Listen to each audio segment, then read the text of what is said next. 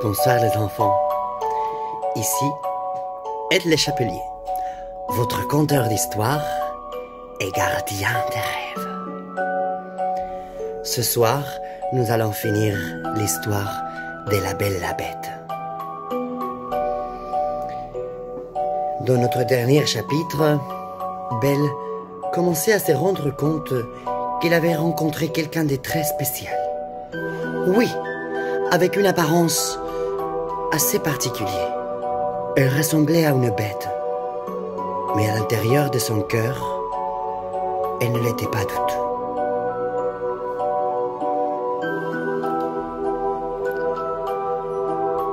Alors, elle s'est dit en elle-même: ne suis-je pas bien méchante de donner du chagrin à une bête qui a pour moi tant de complaisance?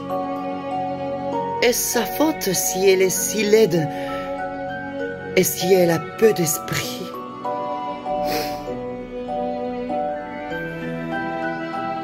Elle est bonne et cela vaut mieux que tout le reste.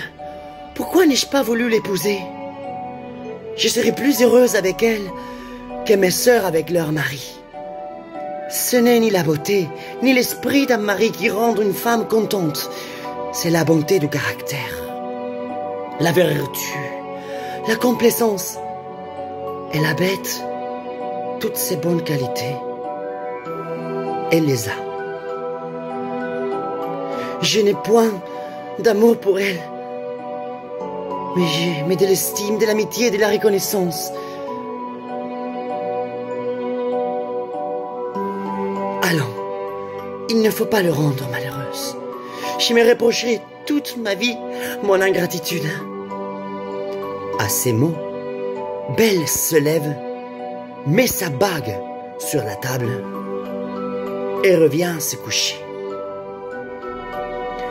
À peine fut-elle dans son lit qu'elle s'endormit. Et quand elle se réveilla, le matin, elle vit avec joie qu'elle était dans les palais de la bête. Elle s'habilla magnifiquement pour lui plaire et s'ennuya à mourir toute la journée en attendant 9 heures du soir. Mais l'horloge, au bout de 5 minutes après 9 heures, la bête n'apparaissait pas. La Belle alors craignait d'avoir causé sa mort. Elle courut tous les palais en jetant des grands cris. Elle était au désespoir. Après avoir cherché partout, elle se souvint de son rêve et courut dans les jardins vers le canal où elle l'avait vu en dormant.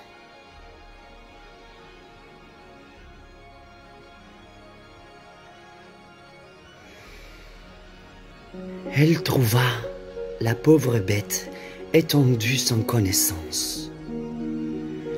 Et elle crut qu'elle était morte. Elle se jeta sur son corps, sans avoir horreur de sa figure. Et en sentant que son cœur battait encore, elle prit de l'eau dans le canal et lui jeta sur la tête. La bête ouvrit les yeux et dit à la Belle: vous avez oublié votre promesse. Le chagrin de vous avoir perdu m'a fait ressoudre à me laisser mourir. Mais je meurs content, puisque j'ai le plaisir de vous revoir encore une dernière fois. Non, ma chère bête, vous ne mourrez point, lui dit la Belle. Vous vivrez pour devenir mon époux. Dès ce moment, je vous donne ma main. Et je jure que je ne serai qu'à vous, hélas. Je croyais n'avoir que de l'amitié pour vous. Mais la douleur que je sens me fait avoir et me fait voir que je ne pourrai vivre sans vous.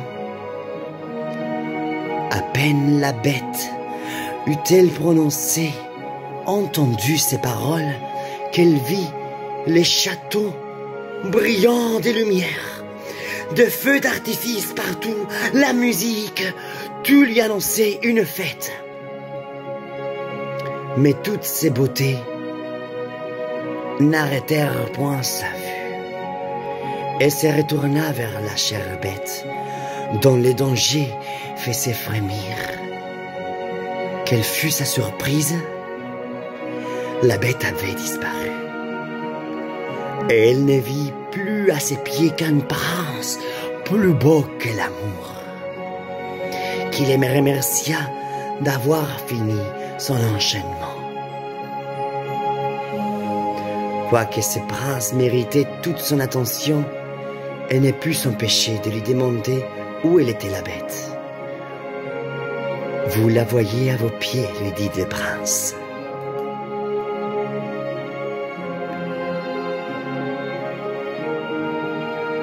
Une méchante fée m'avait condamné à rester sous cette figure, jusqu'à ce qu'une belle fille consentît à m'épouser. Elle m'avait défendu de faire paraître mon esprit.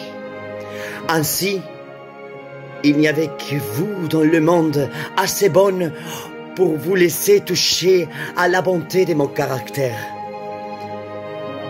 Et en vous offrant ma couronne, je ne suis pu m'acquitter de mes obligations. Je vous ai. La belle, agréablement surprise, donna la main à ses beaux princes pour se relever. Ils allèrent ensemble au château. Et la belle manqua mourir de joie en trouvant dans la grande salle son père et toute sa famille que la belle dame lui avait fait apparu dans son songe et les avait ramenés au château. Ainsi que tous les habitants du château qui avaient été transformés en chandeliers, en plumeaux, en théières, en horloges, en armoires vivants. Ils étaient tous là pour une grande fête.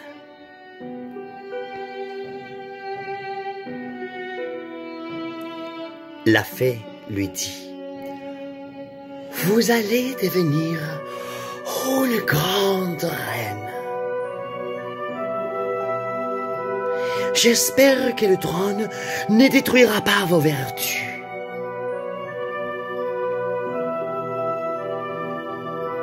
Pour vous, mesdemoiselles, dit la belle, la fête aux deux sœurs de la belle. Je connais votre cœur en toute malice. Vous allez devenir deux statues, mais conservez-vous toute votre raison sous la pierre qui vous enveloppera. Vous demeurerez à la porte du palais de votre sœur, et je ne vous impose point d'autre peine que d'être témoin de son bonheur. Vous ne pourrez redevenir dans votre premier état qu'au moment où vous reconnaîtrez vos fautes. Mais j'ai bien peur que vous ne resteriez toujours statue. On se corrige d'orgueil, de la colère et de la gourmandise et de la paresse. Mais c'est une espèce de miracle, la conversion d'un cœur méchant et envieux. Dans le moment, la fée donna un coup de baguette qui transporta tous ceux qui étaient dans cette salle dans le royaume du prince. Ses sujets les virent avec joie et il épousa la belle, qui vécut avec lui fort longtemps dans une robe splendide et dans le bonheur parfait, parce que c'était fondé sur l'amour, la générosité et la vertu.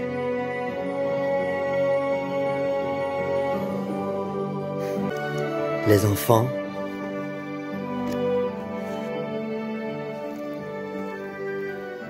fin de l'histoire.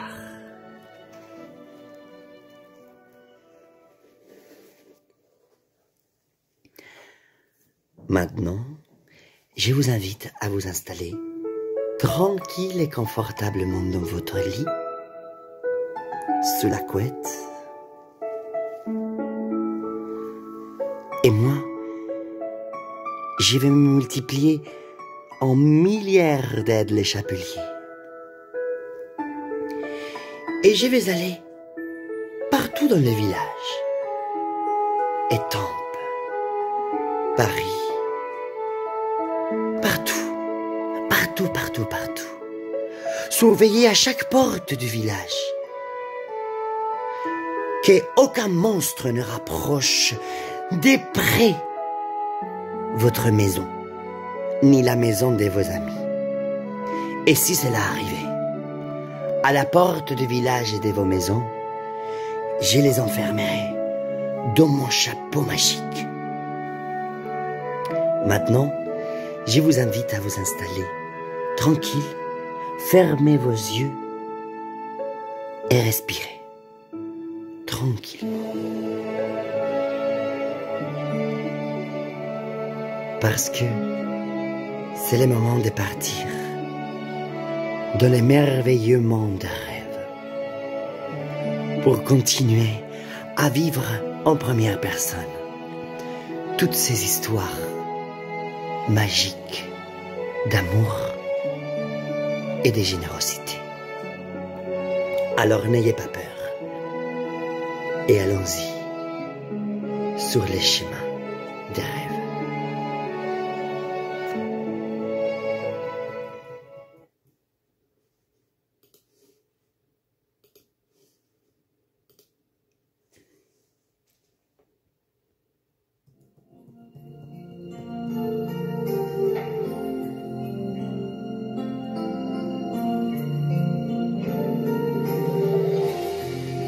Se oye una canción que hace suspirar y habla el corazón de una sensación grande como el mar.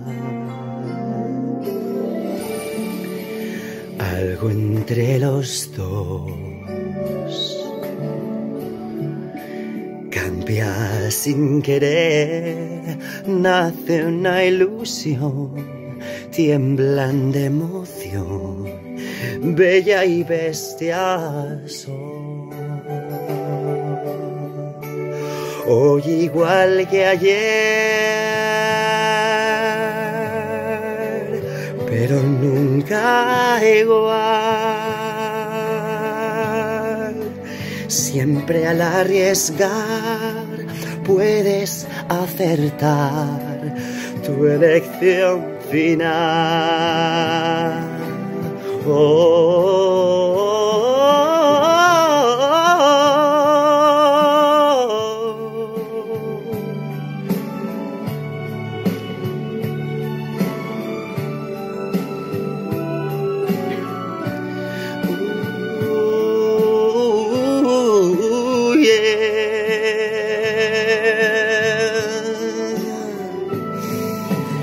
Debes aprender, dice la canción, que antes de juzgar tienes que llegar hasta el corazón.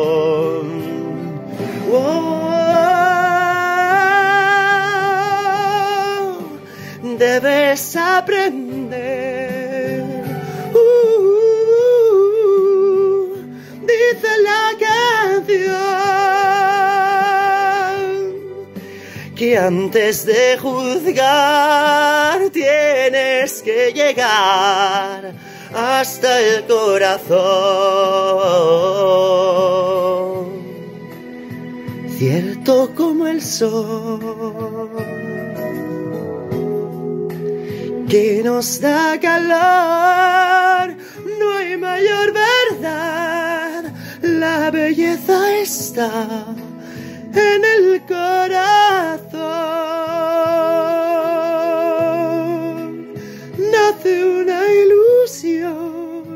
tiemblan de emoción, bella y bestia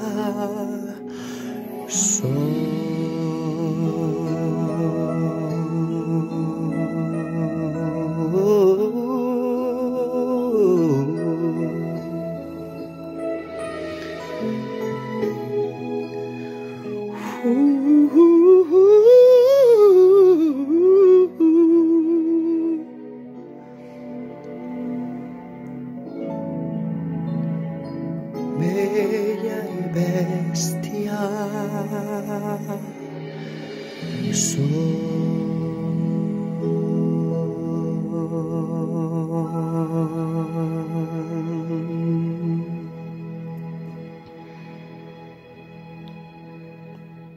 Bonne nuit les enfants. Faites des beaux rêves.